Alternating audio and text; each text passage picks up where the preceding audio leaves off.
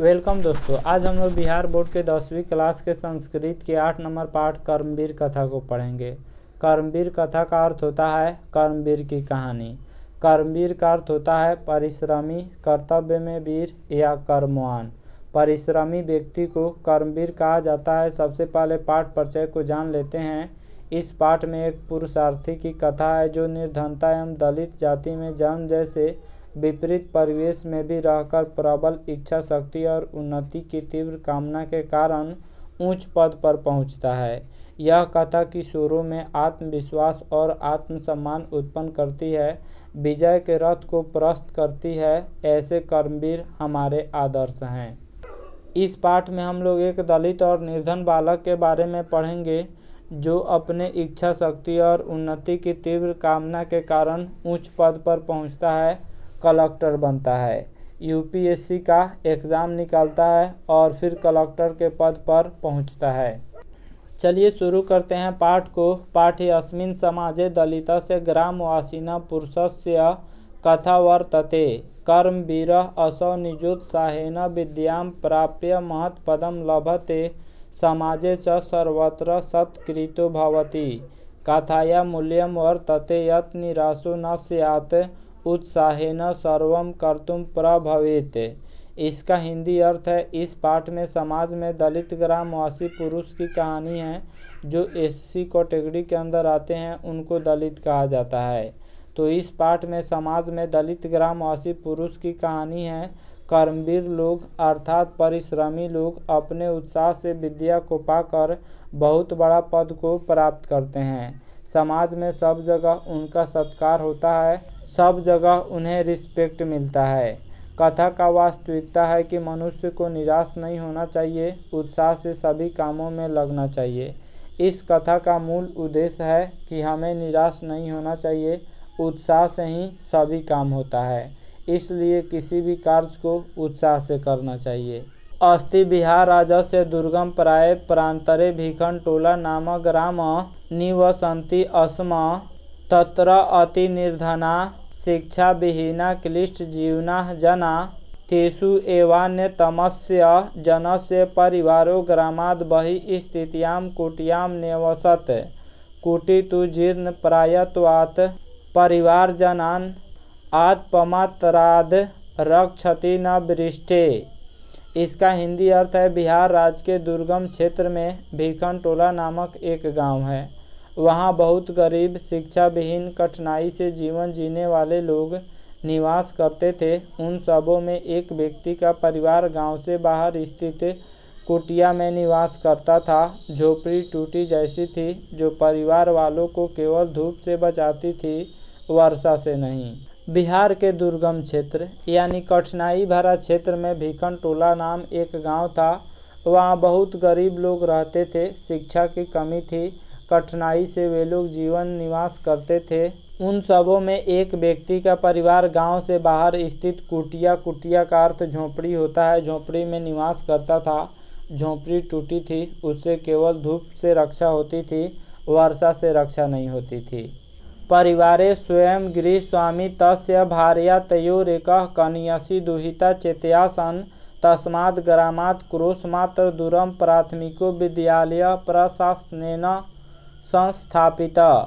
तत्रैको नवीन दृष्टि संपन्न सामाजिक सामरस्य रसिकः शिक्षकः समागतः। भीखनटोलां द्रष्टुमागतः स कदाचित् खेलन्तरं दलित बालकं विलोक्य तस्य आपातरमणीयेन स्वभावेन विभूतः। इसका हिंदी अर्थ है, परिवार में स्वयं घर का मालिक, उसकी पत्नी, उसका पुत्र और छोटी बेटी थी। उस गांव से मात्र 1 कोस दूरी पर प्राथमिक विद्यालय सरकार द्वारा स्थापित की गई। वहां एक नवीन विचार वाले सामाजिक समरसता के पक्षधर शिक्षक भीखनटोला देखने आए। उस शिक्षक ने खेल में मग्न एक प्रतिभा संपन्न दलित बालक को देखकर प्रभावित हो गए। भीखनटोला जो गांव था वहां से 1 कोस की दूरी पर एक प्राथमिक विद्यालय सरकार के द्वारा स्थापित की गई। वहां पे शिक्षक जब आए तो उन्होंने भीखनटोला देखने आए और वहां पे एक दलित बालक को देखकर वह प्रभावित हो गए।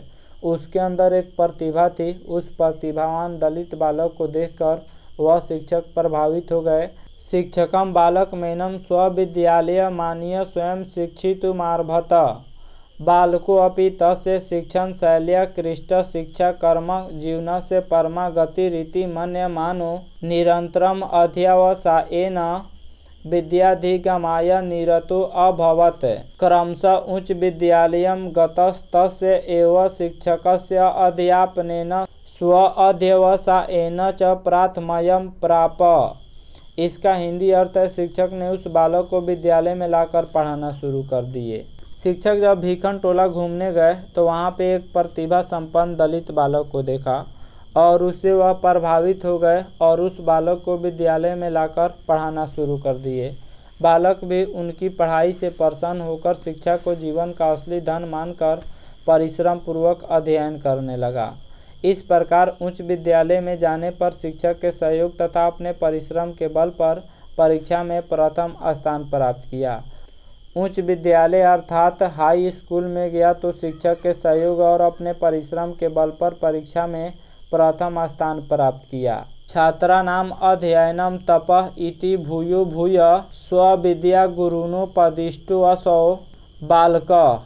पितरोरर्थाभावे अपि छात्रवृत्त्या कनिष्ठछात्राणां शिक्षणलब्धेन धनेन च नगरगते महाविद्यालये प्रवेशमलभत। तत्रापि गुरूणां प्रिय संसतं पुस्तकालये स्ववर्गे सदा वहितचेतसा अकृतकालक्षेप स्वाध्याय निरतो अभूत्। इसका हिंदी अर्थ है, पढ़ाई या शिक्षा की प्राप्ति तपस्या है। भीखन टोला का जो दलित बालक था जिसका नाम राम परवेश राम था, उसने पढ़ाई या शिक्षा की प्राप्ति को तपस्या मान लिया। अपने गुरु से बार बार उपदेश प्राप्त करने के फलस्वरूप पिता की निर्धनता अर्थात पिता की गरीबी के बावजूद छात्रवृत्ति के सहारे माध्यमिक परीक्षा के बाद नगर के महाविद्यालय में नामांकन कराया। महाविद्यालय का अर्थ कॉलेज होता है। राम परवेश राम ने कॉलेज में अपना नामांकन कराया, वहाँ भी शिक्षकों का प्रिय हो गया। हमेशा पुस्तकालय तथा अपने वर्ग में सावधानीपूर्वक मन से बिना समय नष्ट किए हुए पढ़ाई में लग गया। महाविद्यालयस्य पुस्तकागारे बहूनां विषयाणां पुस्तकानि आत्मसादसौ कृतवान्। तत्र स्नातकपरीक्षायां विश्वविद्यालये प्रथमस्थानमवाप्य स्वमहाविद्यालयस्य ख्यातिं वर्धयत्। सर्वत्र राम परवेश राम इति शब्दः श्रूयते अस्म नगरे विश्वविद्यालय परिसरे च न जानतां पितरवस्य विद्याजनयां प्रतिष्ठाम्। महाविद्यालय के पुस्तकालय में अनेक प्रकार के विषयों का अध्ययन करके याद कर लिया। स्नातक के परीक्षा में प्रथम स्थान प्राप्त करके महाविद्यालय की इज्जत बढ़ाई। सभी जगह विश्वविद्यालय में तथा नगर में राम परवेश राम सुनाई पड़ता था। पिता को कोई नहीं जानते हुए भी विद्यापुत्र के कारण प्रसिद्ध हो गए। राम परवेश राम जब कॉलेज में गया तो वहाँ के लाइब्रेरी की अनेक प्रकार की पुस्तकों का अध्ययन करके याद कर लिया तथा स्नातक यानी ग्रेजुएशन बीए, बीएससी, बीकॉम इस सब डिग्री को स्नातक कहा जाता है। तो स्नातक के परीक्षा में प्रथम स्थान प्राप्त करके कॉलेज का इज्जत बढ़ाई।